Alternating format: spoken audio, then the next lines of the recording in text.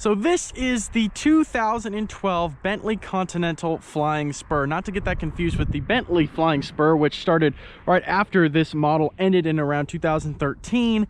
This is the Continental Flying Spur, and it dropped the Continental right after this entire model line was discontinued and the Flying Spur model line started. This is such an value-oriented luxury sedan. New, these were around $215,000, and you could get them all the way spec'd up to well over $250,000. In fact, there's a speed model as well. But the way this one sits right now, and any Bentley Continental Flying Spur on the market with, this has about 20,000 miles, by the way, you can get these for between $70,000 and $90,000. That is over 60% lower than it was new, and it only has 20,000 miles on it. Of course, this is a British luxury car from the early 2010s, so you might run into some maintenance issues, but that's not a big deal. You don't have to think about that. So yeah, I'm going to be bringing you a review of this today. Now, starting on the exterior, of course, there is a bunch of chrome, and you have the 4 headlights. That's very signature for Bentley. And then, of course, you have the Flying B logo up front. You have these massive 20-inch rims on the side. These are the chrome ones. This wasn't the only option. You could get black ones, but I do like the way these ones look. It kind of contrasts that white nice and matches with the other chrome on the outside. Look at the new ones, or even like a 2016 Flying Spur. You could tell that the headlights or the taillights are a little different. They're more of a rectangle design. This is more of a vertical rectangle instead.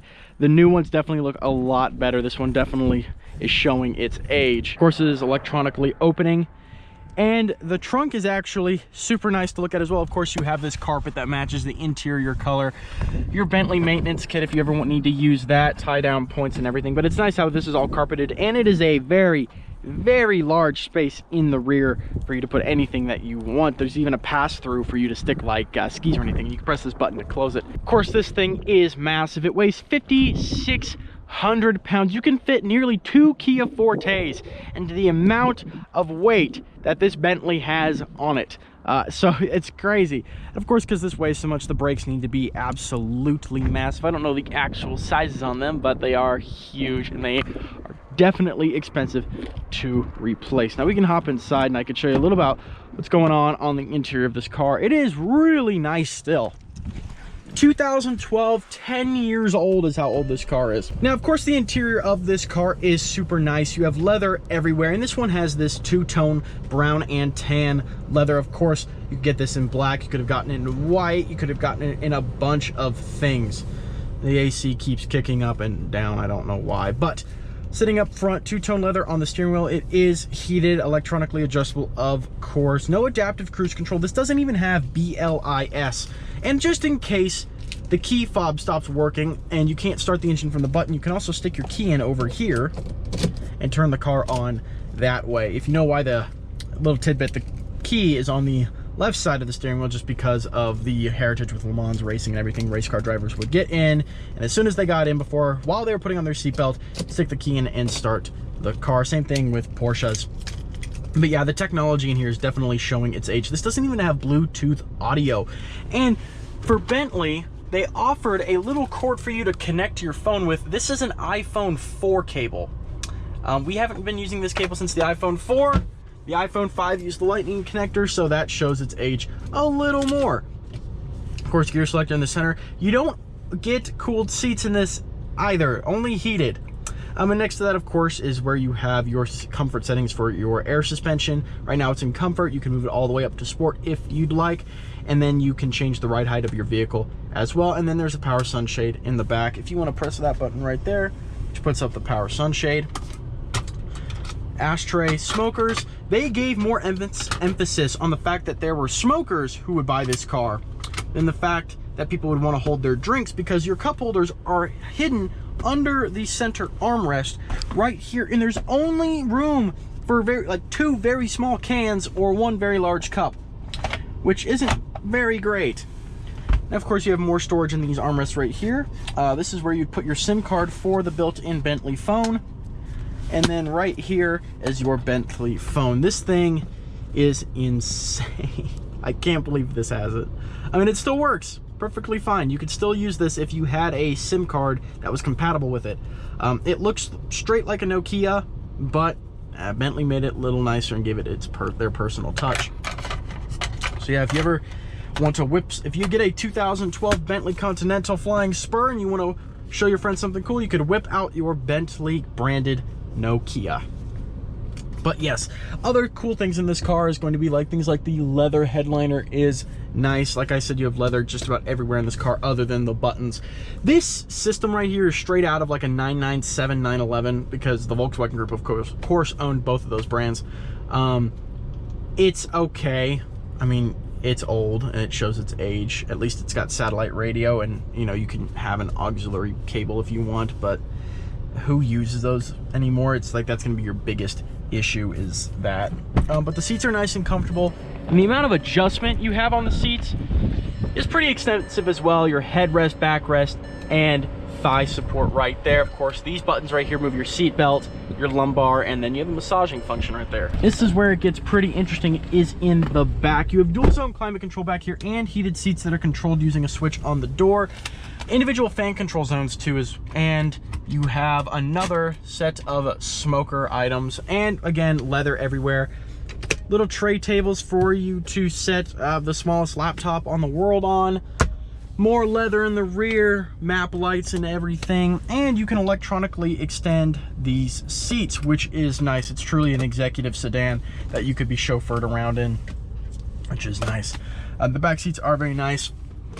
Heat vents right here for the windows, make sure they don't fog up, and then more vents right here for you to have air blown onto you through. So not bad, not bad. The Bentley is it's a nice place to be in the back. Not as nice as something like a Rolls-Royce, but plenty of luxury features. These carpets are also super soft as well. Not the lamb's wool carpets, but you know, they're still nice. So if you were curious as to what engine the Bentley Continental Flying Spur had, this is a 6-liter twin-turbo W12 motor. Of course, this has all-wheel drive and a 6-speed automatic transmission. This engine makes 600 horsepower and 553 pound-feet of torque, and it is actually super compact looking for how large this engine is. If you look at something like an Aston Martin engine, which can be a 6-liter V12 out of something like the Rapide from this same era, the Rapide's engine is far different, but this is a W12, so it is a little more compact than something like a V12.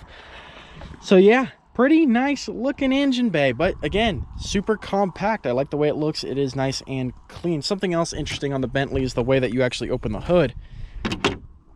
So if you go ahead and try and pull open the hood, what will happen is this B right here will pop out, and you can pull on this B, the Bentley B, and open the hood that unlatches it. So pretty nice. All right, now let's do a quick little driving review of the Bentley Continental Flying Spur. Again, 2012. This thing gets absolutely atrocious gas mileage. If you see, I'm at a little under 3/4 of a tank, and I have 130 miles of range. And yes, this requires premium fuel. And right now, with the way gas prices are, especially if you live in a place like California, have fun owning this, because I guarantee you gas on this vehicle is going to cost more than the maintenance will, which is starking. Especially because something as simple as like brakes on this car can cost multiple thousands and thousands of dollars. So anyways, driving this car, W12, 6-speed automatic transmission. It is pretty quick actually. If you put your foot into it, it picks up speed very quickly. That all-wheel drive system is pretty good feeling, and that transmission, no matter what mode you're in, if you're being soft on the car, if you're being hard on the car, that transmission is super fluid and shifts into the next gear without any issues. It's crazy to me, because these older 6-speed automatics, which don't have any kind of like crazy special technology like the new ones do, where they'll be like mild hybrid systems or, you know, things like that, this is a very, very smooth transmission. The torque converter in this thing transitions into the next gear very, very well, and the all-wheel drive system, of course, helps this thing launch on a dime. The interior, of course, very nice. Like I said, comfortable to drive. The suspension settings with it in comfort, it about soaks up every bump on the road that you'll be going over, and the cabin is super insulated from the outside. Yeah, there is some road noise, but you won't have any issues talking to your passenger, because it is still pretty quiet in this cabin. Now, what I did notice, this thing only has 20,000 miles on it. There's a bit of steering wheel shake. It stops around 70 miles an hour, the steering wheel shake stops, but between like 50 and 70, you get this weird shake in the steering wheel. It's kind of off-putting, and I don't want to know how much it's going to cost to fix something like that. See, that's the problem with, even though you're getting a 66% discount on this car and it only has 20,000 miles, these cars age quite a bit faster than normal cars do. So the issue is you might be able to afford the payment on the car, right? $70,000, you're only going to be having like a $1,500 a month payment, if that. As long as you put the correct amount of money down. I mean, you might get away with the correct amount of money down with like $1,000. So 70 grand, right? It's a lot of money, but for something like this, it's not. When it comes to the maintenance on these vehicles, because you can be lucky and get one with this low mileage for 70 to 90 grand, or you could be unlucky and buy one with like 50 or 60,000 miles, which, like I said, these age a little faster than normal cars do. And at one point, you're going to be stuck with a $12,000 to $15,000 repair bill for just scheduled maintenance, or even deferred maintenance, because people don't always maintain these properly because it is so expensive to maintain them. An oil change on this car can run you over into the 4-figure range very easily. So people defer the maintenance on these cars, and then you have to repair them later on and spend into the 5-figure range to repair these, when the car's only worth $70,000. And you know, that's the issue, is if you can't afford the maintenance and the gas on the car, especially the gas prices right now, it's like, don't buy the car. Even if it is only $70,000 to $90,000, because maintenance is very important on cars like these. They tend to break if you don't treat them properly, which can lead to a lot of future issues. So just not very smart to defer maintenance. Make sure you can afford the maintenance before you go out and buy the car, even if you can afford the 84-month 5% down loan with a 10% APR that you're going to end up getting on this car. Especially if you don't make enough money to actually afford it. But other than that, if you are looking for something, you don't care about Bluetooth audio, and you want something nice, and you do have the money to afford something like this, and you don't care about the modern creature comforts, it's not a bad deal. I mean, hell, you could pick up a older, like maybe like a 2018 7 Series that has more stuff in this for like $70,000. You could pick up a 2027 Series for $90,000. And you'll have more tech and stuff in this. So I guess it's really, if you want the brand image, sure, the Bentley's fine. But if you're looking for like actual top of the line luxury mixed, well, not top of the line luxury, but luxury mixed with modern technology, you're gonna have more fun at something like a 7 Series or an S-Class from about 8 years newer than this. But if you do want like the leather absolutely everywhere, you want the hand-built quality, because let's all admit it, an S-Class and a 7 Series are not hand-built. They're built by robots. This is a hand-built car.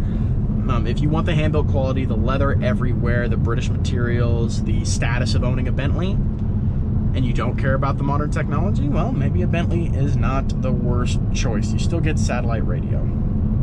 So anyways, guys, that's going to do it for this review today. If you like the video, make sure you hit that like button down below. And if you want to see more from us, make sure you subscribe. And I'll see you all in the next video.